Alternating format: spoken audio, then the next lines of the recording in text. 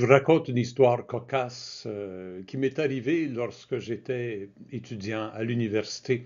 Nous étions en cours, le professeur expliquait je ne sais pas quelle théorie, nous autres on prenait nos notes et tout à coup derrière moi, une de mes co-étudiantes, elle dit à voix haute, comme ça, c'est ça mon problème, j'écoute pas.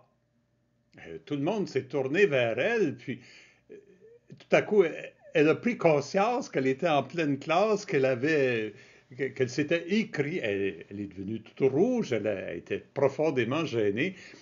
Et ce qui était ironique, c'était que justement, son éclat de voix prouvait ce qu'elle venait de dire. Elle n'écoutait pas. Elle était en train de se demander c'était quoi son problème. C'est pas seulement son problème à elle, c'est le problème à chacun et à chacune de nous. On a donc de la difficulté à vraiment écouter. Nous avons de la difficulté à nous écouter les uns les autres attentivement. Nous avons aussi de la difficulté à écouter Dieu.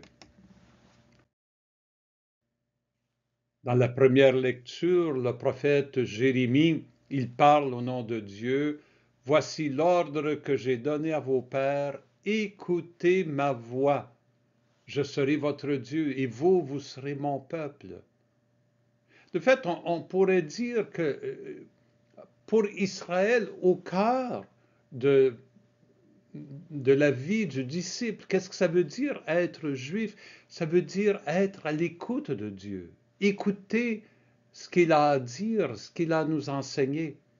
Et le prophète Jérémie continue, vous suivrez tous les chemins que je vous prescris afin que vous soyez heureux. Mais, ils n'ont pas écouté. Ils n'ont pas prêté l'oreille. Voilà le problème fondamentalement. Ils n'ont pas écouté. La vérité s'est perdue, elle a disparu de leur bouche parce que la vérité vient de Dieu. Et si on n'écoute pas la voix de Dieu, mais alors on perd la vérité. Le prophète Jérémie s'inquiète de ce qui arrive à son peuple parce qu'il reconnaît que son peuple n'écoute pas la voix de Dieu.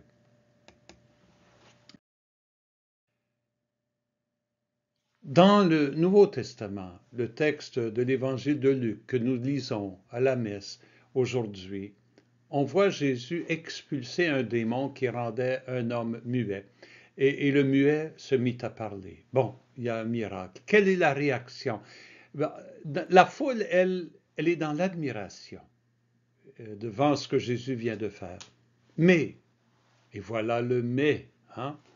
Certains d'entre eux dirent, ah, c'est par le chef des démons qu'il expulse les démons. Ils ne veulent pas croire à Jésus, ils ne veulent pas le suivre, ils ne veulent pas accueillir son enseignement, donc il l'accuse lui-même d'être possédé, d'être un outil du démon. Il y a une belle expression, très vieille expression française qui dit « qui veut noyer son chien l'accuse de rage hein, ». C'est un petit toutou, là, puis tu ne veux pas l'élever, puis tu ne veux pas être encombré par la présence d'un chien. Bon, tu vas aller le mener à la rivière, tu vas le noyer, puis pour te justifier, tu dis, ben, il souffrait de rage. Hein. Qui veut noyer son chien l'accuse de rage.